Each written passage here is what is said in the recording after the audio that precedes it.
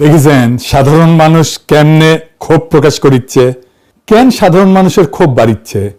BNP তো 3 মাস পার করেছে সরকারে, তো এই ক্ষোভের সাথে বিএনপির প্রথম 3 মাসের শাসনের কোনো সম্পর্ক আছে কি?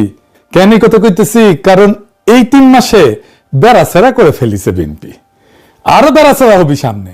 আমির খসরু ওই যে ইন্ডিয়ান মালডা অমিত শাহের সামনে কুজা হয়ে দাঁড়ায় থাকে না, পেন নাম করে ওইটাই ওই কইছে ইকোনমি ঘুইরা দাঁড়াইতে 2 বছর সময় লাগবে। আর অর্থনৈতিকভাবে একটা ভীষণ আমরা ঋণাত্মক অবস্থায় আছি। এখান থেকে আমরা এখান থেকে বের হতে হবে, তারপরে অর্থনীতির সামনের দিকে যাবে। আপনারা নিশ্চয়ই লক্ষ্য করেছেন, আমি বলছি 2 বছর সময় থাকবে অর্থনীতি ঘুরে দাঁড়ানোর জন্য। দেখেছেন 2025-এর জুন মাসে এই ইন্ডিয়ান মালটাই কইছিল এখান থেকে ঘুরে দাঁড়াইতে একটা নির্বাচিত সরকার হইতে হবে, কারণ দেশে নাকি মাজুল অবস্থা, রিজার্ভ নাই, ফরেন কারেন্সি নাই, এই নাই ওই নাই। ইন্ডিয়ান মালটা কইছিল বিএনপি ক্ষমতায় গেলে 18 মাসে কয়েক কোটি চাকরি সৃষ্টি করবে। ওরে জিগাইন তো, কথাটা কইছিল নভেম্বর 2025-এ, মানে নির্বাচনের 3 মাস আগে। তো সে আগেই জানতো তো দেশের ইকোনমি অবস্থা মাজুল, ওই তো নিজেই কইছে। তখন কইছিল যে কয়েক কোটি চাকরির বাস্তবায়ন পরিকল্পনা নাকি হয়ে গেছে। তাহলে এখন ইকোনমি ঘুরে দাঁড়ানোর কথা আসতেছে কেন? নির্বাচন হইলে তো সব ঠিক হয়ে যাওয়ার কথা, ঠিক কিনা? কয়েক কোটি চাকরির ব্যবস্থা করতে হবে, ইকোনমি কি অবস্থা আছে ওইটা আমাদের দেখার বিষয় না। বিএনপির লোকেরা আওয়াজ দিতেছে ইকোনমির অবস্থা খারাপ তো ইলেকশনের আগে জানতা, এখন চিক্কর পারো কেন? বাংলার লুথার কিং এর অর্থ পরিকল্পনা উপদেষ্টা রাশেদ আল তিতুমি সাহেব একটা কথা বারবার কইতেছেন, বিদেশি সাংবাদিকদের কইতেছেন, দেশি মিডিয়ায় কইতেছেন। কথাটা হইলে আমরা একটা ভঙ্গুর অর্থনীতি পাইছি। হ্যাঁ, ইংরেজি যেহেতু কইছে তাহলে ঠিকই কইছে। বাংলা হইতেছে আগের সরকার রেখে গেছে একটা ভঙ্গুর অর্থনীতি, দুর্বল প্রতিষ্ঠান, এবং তার ফলে স্থবির হয়ে পড়া বিনিয়োগ পরিবেশ। আগের সরকার তো প্রফেসর ইউনূসের সরকার। আচ্ছা, আমরা দেখবো নি প্রফেসর ইউনূসের সরকার কেমন ভঙ্গুর অর্থনীতি রেখে গেছিল। তো এই কথাগুলো কেন কইলো? তারেক রহমানের মন্ত্রী উপদেষ্টারা কেন কইতেছে অর্থনীতির কথা, এটা খারাপ অবস্থা, খারাপ, বারবার করে পেঁচার সারিন্দা বাজাচ্ছে কেন? বিএনপি 3 মাসে কেমন বেড়াছাড়া করে ফেলছে ইকোনমির অবস্থা। আসেন আল্লাহর নামে শুরু করি, ইকোনমির অবস্থা আগের সরকারগুলো আমলে কেমন ছিল। আমি হাসিনার সরকারের আমলের কথা বিবেচনা নিতেছি, তাহলে বোঝা যাবে বিএনপি কেমন করিচ্ছে। হাসিনার আমলে IMF $4.7 বিলিয়ন লোন প্যাকেজ অনুমোদন করেছিল। IMF কিন্তু তখন বলে নাই অর্থনীতি ভঙ্গুর, বলছিল সংস্কারের যোগ্য, সেজন্যই লোন দিছে। হাসিনা 3 কিস্তি পাইছিল ওই লোনের। হাসিনা পলাইছে, ইউনূস বসছে। 11 মাস পরে IMF কি করলো? 2 কিস্তি একসাথে ছাড়লো এবং প্যাকেজ বাড়ায় 4.7 থেকে 5.5 বিলিয়ন করলো। IMF এর ভাষায় তখন IMF কইছিল বাংলাদেশের কর্মসূচির বাস্তবায়ন সামগ্রিকভাবে সন্তোষজনক হয়েছে। কঠিন রাজনৈতিক এবং অর্থনৈতিক প্রেক্ষাপট সত্ত্বেও অর্থনীতি ভঙ্গুর হলে IMF 2 কিস্তি একসাথে দেয় না, উল্টা প্যাকেজ কেটে দেয়। তারপরে বিএনপি 17 ফেব্রুয়ারি ক্ষমতা নিল 2026-এ। 3 মাসের মধ্যে কি হইল? IMF $1.3 বিলিয়ন কিস্তি আটকে দিল। কেন? হাসিনার আমলে আটকায় নাই, ইউনূসের আমলে আটকায় নাই, বিএনপির আমলে আটকাইলো কেন? কারণ ইকোনমির অবস্থা জয় বাংলা হয়েছে। আমি খুশি কইছে না, এখনো সিদ্ধান্ত নেয় নাই IMF, আমাদের লোনের টাকা দিবে না বলে নাই, জুলাই মূল্যায়ন হবে নাকি। ওই ভাবিছে দিবি লোন, না দিবি না, IMF লোন দিবি না। IMF এর দরজা বন্ধের শব্দ দেন এডিটর সাহেব। IMF বন্ধ করে নাই দরজা, বিএনপি নিজেই বন্ধ করেছে, নিজে মারিছে। কেমনে? পরে দেখুন। তার আগে একটা ইকোনমিক্সের জন্য গুরুত্বপূর্ণ র্যাঙ্কিং দেখি অর্থনীতির জন্য। এইখানে 3 মাসের তারেক রহমানের শাসনকালের ইকোনমির অবস্থা কি হয়েছে, বিদেশিরা কিভাবে দেখিচ্ছে, পশ্চিমা শক্তি কিভাবে দেখিচ্ছে, সেটা বোঝা যাবে। এই র্যাঙ্কিং বোঝার আগে কয়েকটা জিনিস জানা নেওয়া দরকার, তাহলে বুঝতে সুবিধা হবে। ব্যাংকে আপনি ধরেন লোন চাইলেন, ব্যাংক সাথে দিয়ে দিবে না। ব্যাংক আপনাকে লোন দিবে নাকি দিবে না এটা নির্ভর করে আপনার ক্রেডিট রেটিং এর উপরে, মানে আপনি লোনটা শোধ দিতে পারবেন কিনা, এটা হইতেছে আপনার ক্রেডিট রেটিং। বুঝে চাও? ও দেখবে যে আপনার চাকরি আছে কিনা, ব্যবসা আছে কিনা, নিয়মিত আয় কত, সম্পদ কত আছে, অন্যরা আপনাকে লোন দেয় কিনা, লোন দিলে শোধ দেন কিনা আপনি, ইত্যাদি ইত্যাদি। তেমনি একটা দেশের জন্য ক্রেডিট রেটিং থাকে। দেশকেও ঋণ নিতে হয়, সব দেশকে নিতে হয়, সবচেয়ে ধনী দেশকেও নিতে হয় ঋণ, আমেরিকা, জাপান, ওদেরকেও নিতে হয়। পৃথিবীতে 3টা বড় ক্রেডিট রেটিং প্রতিষ্ঠান আছে যারা দেশের ক্রেডিট রেটিং দেয়: ফিচ, মুডিস, S&P। কোন দেশ থেকে ঋণ ফেরত পাওয়ার সম্ভাবনা কতটুকু, এটাই মূলত তারা পরিমাপ করে আর কি। তো এই রেটিং দেখে একটা গুরুত্বপূর্ণ সিদ্ধান্ত হয় বিশ্বজুড়ে, সবাই সিদ্ধান্ত নেয় এই রেটিং দেখে সিদ্ধান্ত নেয়। 1 নম্বর সিদ্ধান্ত কে নেয়? আন্তর্জাতিক বিনিয়োগকারীরা সিদ্ধান্ত নেয় কোন দেশে টাকা ঢালবেন, বিনিয়োগ করবে। ভালো রেটিং মানে বিদেশি বিনিয়োগ আসবে, এফডিআই বাড়বে, কারখানা তৈরি হবে, চাকরি তৈরি হবে। 2 নাম্বার, আন্তর্জাতিক ব্যাংকগুলো সিদ্ধান্ত নেয় বাংলাদেশ সরকার বা প্রাইভেট কোম্পানিকে কত সুদে ঋণ দেবে। রেটিং খারাপ মানে সুদের হার বেশি, বুঝেছাও। 3 নাম্বার, আমদানি রপ্তানিতে বাংলাদেশের এলসি মানে লেটার অফ ক্রেডিট, এটার শর্ত পাল্টাবে কিনা। রেটিং খারাপ মানে বিদেশি ব্যাংকগুলো বাংলাদেশের ব্যাংকের এলসি গ্রহণ করতে চায় না, বলে অ্যাডভান্স পেমেন্ট করো, কনফার্মেশন ফি বাড়ায়, মানে গার্মেন্টস, ওষুধ, ইলেকট্রনিক্স যা যা আমদানি করা হয় সবার খরচ বেড়ে যায়। 4 নাম্বার হচ্ছে আইএমএফ, বিশ্বব্যাংক, এডিবি, এদের সিদ্ধান্ত ফিচের রেটিং একটা সূচক হিসেবে কাজ করে। ঋণের শর্ত এবং সহজলভ্যতা সবই প্রভাবিত হয় ফিচের রেটিং দিয়ে। মানে ফিচের একটা সিদ্ধান্ত মানে বিদেশি বিনিয়োগ, ঋণের সুদ, আমদানি ব্যয় এবং ঋণ পাওয়ার সম্ভাবনা 4টাতেই প্রভাব পড়ে। আর ফিচের আর একটা সূচক আছে যেটা রেটিং এর চাইতে গুরুত্বপূর্ণ, সেটা কি আউটলুক। এটা ভবিষ্যতের সংকেত বলে এই দেশের অর্থনীতি কোন দিকে যাইতেছে, কোন রাস্তায় যাইতেছে, স্থিতিশীল, ইতিবাচক না নেতিবাচক, বুঝেছাও। রেটিং একটা স্ন্যাপশট মানে একটা সময়ের ছবি, মানে নির্দিষ্ট সময়ের ছবি। আউটলুক মানে ট্র্যাজেক্টরি, কোন দিকে যাইতেছে, বুঝেছাও। তো আউটলুক যখন স্থিতিশীল বিনিয়োগকারীরা তখন স্বস্তি পায়, রেটিং নামার সম্ভাবনা কম। আউটলুক যখন নেগেটিভ তার মানে বোঝা যাচ্ছে আগামী 12 থেকে 24 মাসে রেটিং আরো নামবি, বিনিয়োগকারীরা দূরে সরে যাবে, ঋণের সুদ বাড়বি, দেশের অর্থনৈতিক ফাঁস টান টান হয়ে বসবি। এখন এই কাঠামো মাথায় রেখে বাংলাদেশের ফিচের ইতিহাসটা দেখি, ফিচ কি কি রেটিং দিছিল, কখন কি দিছিল, কেমন দিছিল সেটা।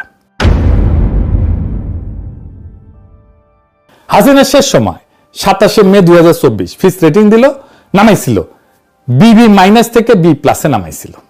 প্লাস মানে বেশি না, খারাপ, কিন্তু আউটলুক ছিল স্থিতিশীল। আইএমএফ লোন দিছে। ইউনিসের আমলে 22শে মে 2025 ফিচ বি প্লাস এটা রাখছিল, আউটলুক স্থিতিশীল রাখছিল। রেমিটেন্স 28% বৃদ্ধি পেয়েছিল, গার্মেন্টস এর রপ্তানি 10% বৃদ্ধি পেয়েছিল, সব ফিচ স্বীকার করেছে।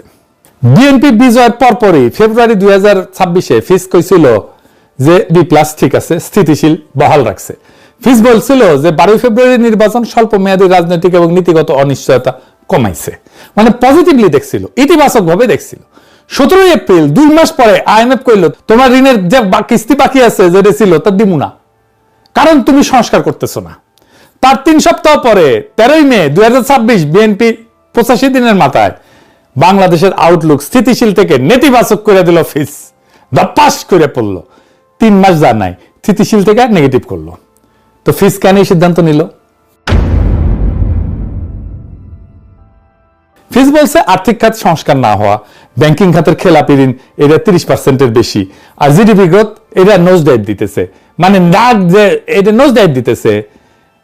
2026-এ এটা 3.7 হবে, সামনের বছর আরো কমবে, 3.5% হবে। কোভিডের টাইমে এই লেভেলে নামিছিল। এখন কইবেন জিডিপি কি, এটা খায় না মাথা দেয়, জিডিপি বাড়লে আমার কি লাভ? এটা আমি আগে কইছি, আবারও কই। দেশের ভিতরে 1 বছরে যত পণ্য আর সেবা তৈরি হয় সব মিলায় যোগফল হইতেছে জিডিপি। চা দোকানের চা থেকে শুরু করে গার্মেন্টসের সার, ডাক্তারের ফি, রিক্সা চালকের ভাড়া সব। আর গ্রোথ মানে কি? গত বছরের চেয়ে এই বছর কত শতাংশ বেশি তৈরি হইল। 5% গ্রোথ মানে গত বছর যা হয়েছিল এই বছর তার চেয়ে 5% বেশি, 5% বেশি। গত বছর 100 হইলে এবছর 105, বুঝেছাও। ধরেন একটা গ্রামে গত বছর 100 টাকার পণ্য তৈরি হইলো, এই বছর তৈরি হলো 106 টাকার, তাহলে গ্রোথ হইল 6%। তো সাধারণ মানুষের জীবনে এর কি প্রভাব? গ্রোথ ভালো হইলে 6 থেকে 7% হইলে এটা ভালো গ্রোথ বলা হয় দেশের ক্ষেত্রে।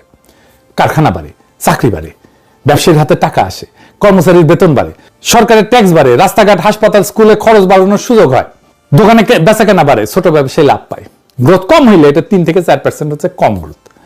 নতুন চাকরি কম তৈরি হবে, বেতন বাড়বে না, জিনিসপত্রের দাম বাড়বে, কিন্তু তরুণরা বিদেশে যাইতে চাইবে, ব্যবসায় বিনিয়োগ করতে চাইবে না। তাইলে আগের বছরগুলোর জিডিপি হিসাব দেখাই, তাহলে ভালো বুঝতে পারবেন যে আমাদের জিডিপি কোন দিকে যাইতেছে। এইটা সাহেব একটা গ্রাফ ক্রিয়েট করে দেখান।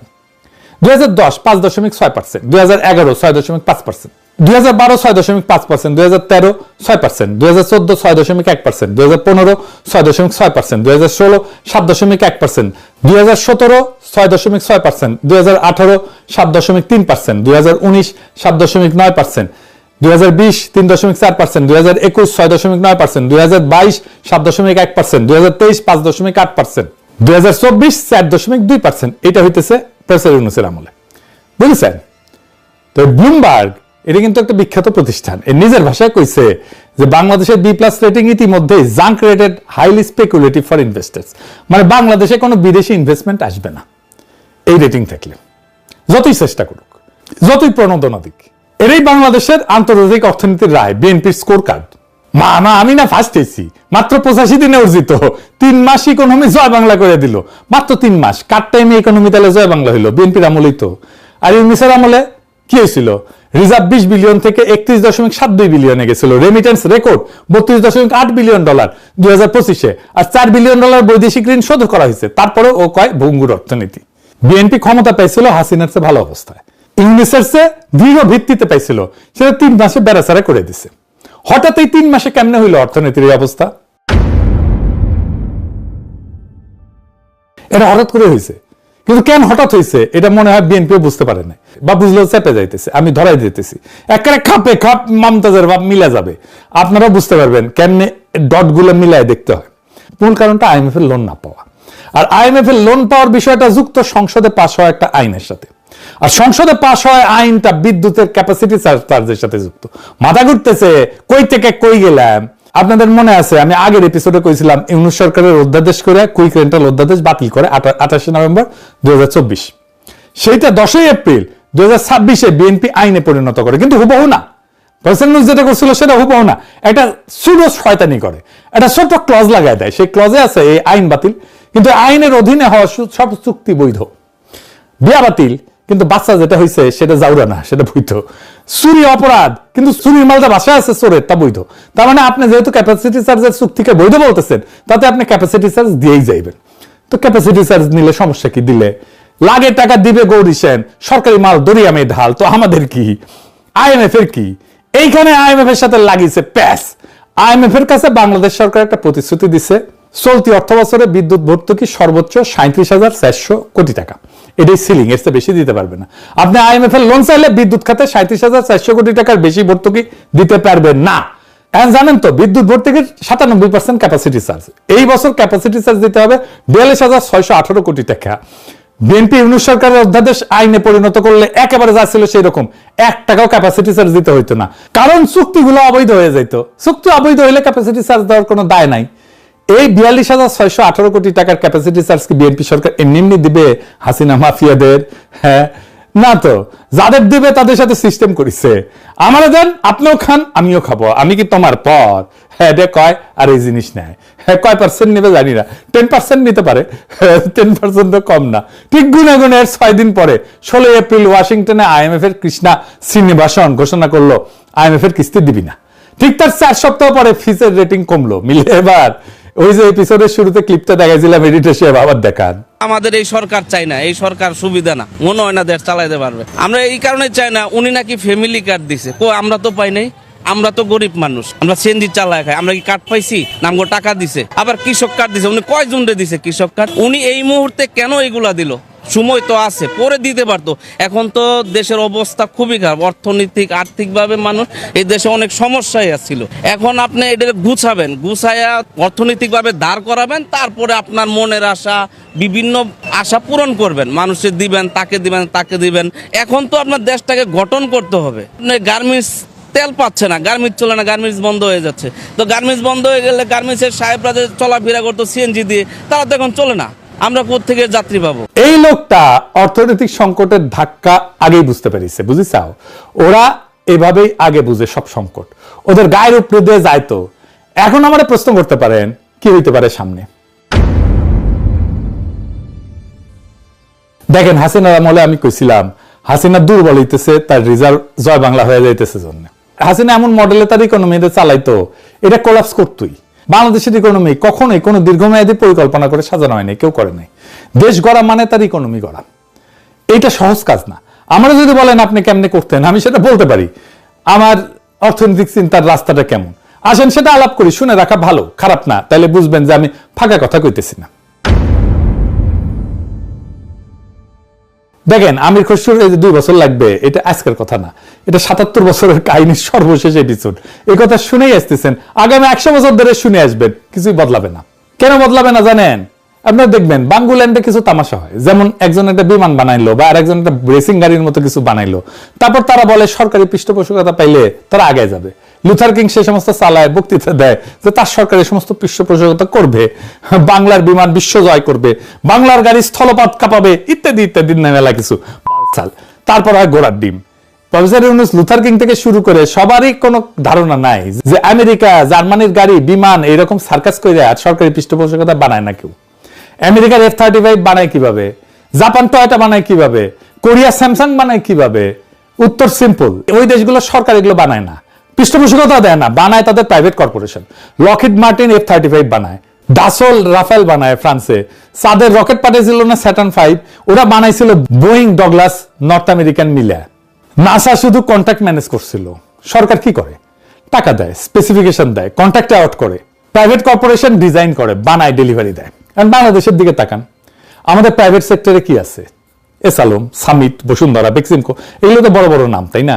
এরা গত 16 বছরে কি করেছে? ইনোভেশন, আবিষ্কার, টেকনোলজি, নতুন পণ্য, কিচ্ছু না। ক্যাপাসিটি চার্জ নিছে, ইন্ডেমনিটি আইনে টাকা পাচার করেছে, লুটপাটে এরা ওয়ার্ল্ড ক্লাস। কিন্তু এদের দিয়ে বাংলাদেশের টয়োটা বানাবেন পারবেন না, এদের দিয়ে বাংলাদেশের স্যামসাং বানাবেন পারবেন না, ওই মালই না। স্যামসাং 1938 সালে শুরু হয়েছিল একটা মুদির দোকান হিসেবে, আজকে আইফোনকে চ্যালেঞ্জ করে। সনি যুদ্ধের পর শুরু হয়েছিল একটা পোড়া দোকানে রেডিও সারাইতো। 80 বছরে তারা কোথায় গেছে দেখেন, কারণ রাষ্ট্র ছিল, আইনের শাসন ছিল, ক্রেডিটের সিস্টেম ছিল। আমাদের কি আছে? কিছুই নেই, বালটাও নাই। সরকার সামান্য ইউরিয়া সার প্রক্রিয়া করতে পারে না, আন্তর্জাতিক কন্ট্রাক্টর আমাদের দরপত্র পাত্তাই দেয় না। দেখেন কি অবস্থা। সরকারি চিনির মিল চিনি বানায়, বেচতে পারে না। ভারত থেকে চিনি আমদানি করি, এই হলো আমাদের রাষ্ট্রের দক্ষতা। কোনো ব্যাকগ্রাউন্ড কাজ নাই, কোনো কাঠামোগত পরিকল্পনা নাই, শুধু স্লোগান। কোটি কোটি চাকরি দেখাও, কোন কর্পোরেশনে চাকরি হবে, কোন সেক্টরে চাকরি হবে, কোন ইন্ডাস্ট্রিতে চাকরি হবে, সেই ইন্ডাস্ট্রি এখন কই? কিছু নাই, শুধু মুখের আওয়াজ। আওয়াজে ভাবেই আম্বিয়া এরা। আমাদের একটাই সেক্টর সত্যিকার অর্থে গ্রো করছে, গার্মেন্টস। কেন? এটা লো স্কিল, সস্তা শ্রম, এক্সপোর্ট। মাঝখানে আমাদের কন্ট্রিবিউশন কি? সস্তা শ্রমটা আমাদের কন্ট্রিবিউশন, আর কিছু না। বুদ্ধি না, টেকনোলজি না, ইনোভেশন না, শুধু সস্তা শ্রম। 40 বছরে আমরা এই ফাঁদ থেকে বের হইতে পারতেছি না। ভিয়েতনাম পারছে, চীন পারছে, আমরা পারি নাই। কারণ আমাদের কোনো স্যামসাং নাই, কোনো হুয়াওয়ে নাই। আমাদের আছে এসালম যে ব্যাংক লুটে, আমাদের আছে দরবেশ বাবা যে শেয়ার বাজার লুটে। বাংলাদেশে প্রকৃত উৎপাদনশীল কর্পোরেশন গড়ে তুলতে হবে। ইঞ্জিনিয়ার এই দেশে কাজ করুক, মালয়েশিয়ায় না, কানাডায় না, দেশে বেস্ট ব্র্যান্ড গুলো দেশেই থাকুক। থাকে না তো বেস্ট ব্র্যান্ড গুলো, এটা বড় সমস্যা। তো এটার জন্য দরকার আইনের শাসন, এফিশিয়েন্ট একটা ক্রেডিট সিস্টেম, স্বচ্ছ প্রকিউরমেন্ট, প্রকৃত শিক্ষা, রাজনৈতিক স্থিতিশীলতা এবং সবচেয়ে গুরুত্বপূর্ণ লুটেরা অলিগারদের শাস্তি, যাতে নতুন প্রজন্ম দেখে যে লুটপাট করে কেউ পার পায় না। এইসব 2 বছরে হবে না, 5 বছরেও হবে না, 1 প্রজন্ম লাগবে। কিন্তু এই কাজ আজকে শুরু না হইলে 2050 সালেও আমরা একই জায়গায় থাকবো। ভারত থেকে চিনি আমদানি করব, ইউরিয়া প্রকিউর করতে পারবো না, কেউ আমাদের টেন্ডার দেখে আওয়াজই করবে না। আমির খসরু 2 বছরে ঘুরে দাঁড়াতে হবে, এটা মিথ্যা। সত্য কথা ভোট হারানোর ভয়ে ও বলবে না, সবাই মিথ্যা স্বপ্ন গেছে। আমার যে রাস্তা কঠিন রাস্তা, শর্টকাট নাই, ম্যাজিক বুলেট নাই। আসল কাজ প্রাইভেট সেক্টরকে লুটেরাদের থেকে উৎপাদকে রূপান্তর করতে হবে, রাষ্ট্রকে দুর্নীতি থেকে দক্ষতায় রূপান্তর করতে হবে, শিক্ষাকে সার্টিফিকেট থেকে স্কিলে রূপান্তর করতে হবে। যেই কাজ করবে সে বাংলা। প্রিয় দর্শক, এতক্ষণ আপনারা দেখলেন পিনাকি ভট্টাচার্যের ভিডিও। পিনাকি ভট্টাচার্য এখানে বর্তমান বাংলাদেশ রাজনৈতিক প্রেক্ষাপট নিয়ে আলোচনা করেছেন, সমালোচনা করেছেন। বিএনপির মন্ত্রীদের নিয়ে কে কেমনভাবে বর্তমানে দেশের জন্য কাজ করতেছেন সেই সব কিছু তুলে ধরেছেন। এখন এই ভিডিওটি আপনার কাছে ভালো লাগতেও পারে, আবার খারাপ লাগতেও পারে। সবার কাছে যে পিনাকি ভট্টাচার্যের ভিডিও ভালো লাগবে বিষয়টি তো এমন নয়। কিন্তু দিন শেষে পিনাকি ভট্টাচার্যের ভিডিও থেকে কিছু শেখা যায়, কিছু জানা যায়, এটি কিন্তু অস্বীকার করার কিছুই নেই।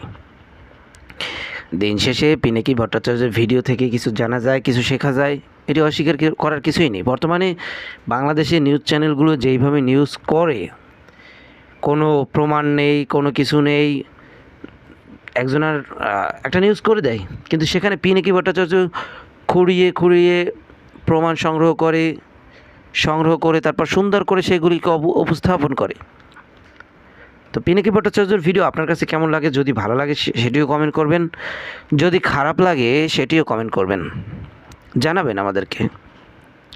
তো আমাদেরকেও দেখতে মন চায় যে আসলে কার ভিডিও কতটা পছন্দের। প্রিয় দর্শক, বরাবরের মতো আমি একটি কথাই বলি, বাংলাদেশে যদি একটি সুশৃঙ্খল সুষ্ঠু রাজনৈতিক পরিবেশ ফিরিয়ে আনতে চান, আমাদের পরবর্তী প্রজন্মকে যদি একটি রাজনৈতিক সুশৃঙ্খল সুষ্ঠু পরিবেশ আমরা দিতে চাই, তাহলে আমাদেরকে কাজ করতে হবে। দেখেন, আমরা যদি এমন একজন মানুষকে রাজনীতির উচ্চ স্থানে বসাই, রাজনীতির নেতৃত্বের জায়গায় যদি আমরা বসাই, তাহলে দেখা যাবে ওই মানুষটি দেশের জন্য কাজ করবে, সমাজের জন্য কাজ করবে।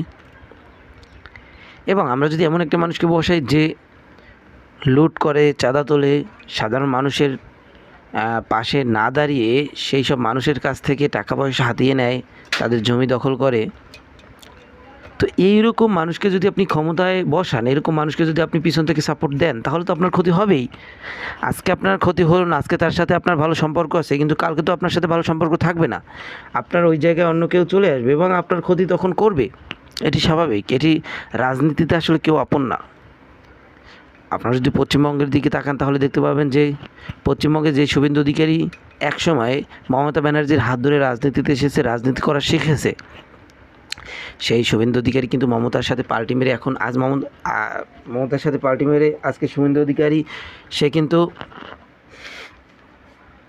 মুখ্যমন্ত্রী হয়েছেন এবং মমতা ব্যানার্জি সে দলে একদম গোহারা হেরে গিয়ে সে কিন্তু অলরেডি পলাতক করার মতো অবস্থায় আছেন। তো আশা করি আমরা আপনাদেরকে বুঝাতে পেরেছি।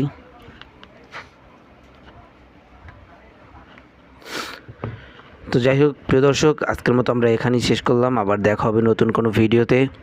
সেই পর্যন্ত ভালো থাকবেন, সুস্থ থাকবেন। যারা যারা এখনও চ্যানেলটিকে সাবস্ক্রাইব না করেছেন, একটি মাত্র সাবস্ক্রাইব করে দিবেন, যাতে করে পরবর্তী ভিডিও আপলোড করার সাথে সাথে আপনার কাছে একটি মেসেজ চলে যায়, একটি নোটিফিকেশন চলে যায়, আপনি সবার আগে আমাদের এই ভিডিওটি দেখতে পারবেন।